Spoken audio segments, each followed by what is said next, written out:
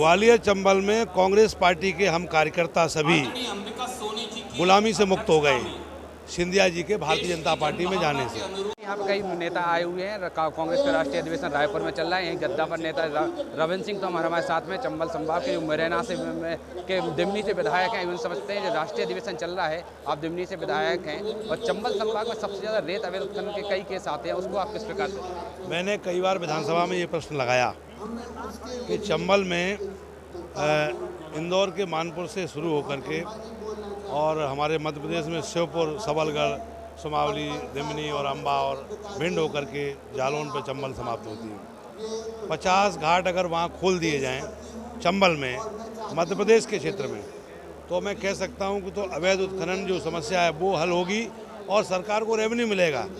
घड़ियाल की समस्या को लेकर के जो एक बात बार बार आती है, मैं कह सकता हूँ कि जब नदी का नियम है, नदी जब बाढ़ में आती है तो जितना रेत आप निकालेंगे उतना बराबर हो जाता है, क्योंकि चंबल बिहड़ों से निकली हुई नदी है और घड़ियाल के लिए वो घाट जहाँ होगा वहीं असुविधा है। बाकी तो ऐसे सुदूर जंगल हैं जहाँ से नदी निकली है, तो कोई ऐसी बात नहीं है, लेकिन सरकारों ने उस पर गंभीरता नहीं दिखाई। जिस प्रकार से चंबल संभाग में सबसे ज़्यादा जो कांग्रेस में पहले थे वो बीजेपी में शामिल हुए, इमरती देवी की बात करें या अन्य नेताओं की जो ज्योति सिंधिया की बात करें, अब वो बीजेपी में चले गए, तो आप इससे कैसे उभरेंगे? और आप 2023 के चुनाव नजदीक हैं, आप किस तरह से प्रेजेंट करेंगे कांग्रेस को? 20 मार्च 2020 को ग्वालियर चंबल में कांग्रेस पार्टी के हम कार्यकर्ता सभी गुलामी से मुक्त हो गए सिंधिया जी के भारतीय जनता पार्टी में जाने से।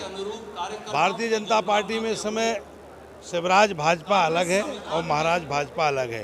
वो जो द्वंद्व चल रहा है, मूल भारतीय जनता पार्टी के कार्यकर्ता की जो अपेक्षा हो रही वो 2023 में बदला लेंगे और हम लोगों ने जो कार्य किया एकजुट होकर के, जो जमीन पे हमारा संगठन काम कर रहा है, हम लोग एमएलए हैं, हमने भारत जोड़ो यात्रा को आदरणीय राहुल गांधी जी ने जो पूरे देश में 3900 किलोमीटर की यात्रा करके जो संदेश दिया है जन जन में, हमने अपनी विधानसभा में भी मजरे टोले तक उसको ले जा करके लोगों को ये बताया कि भारतीय जनता पार्टी लोकतंत्र की हत्या कैसे कर रही।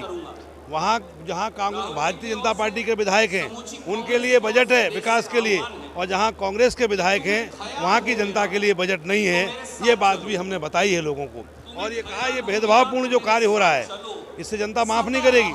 2023 में 15,169 घोषणाएं हैं माननीय मुख्यमंत्री जी की मध्य प्रदेश में, 152 तो नस्तीबंद हो गई।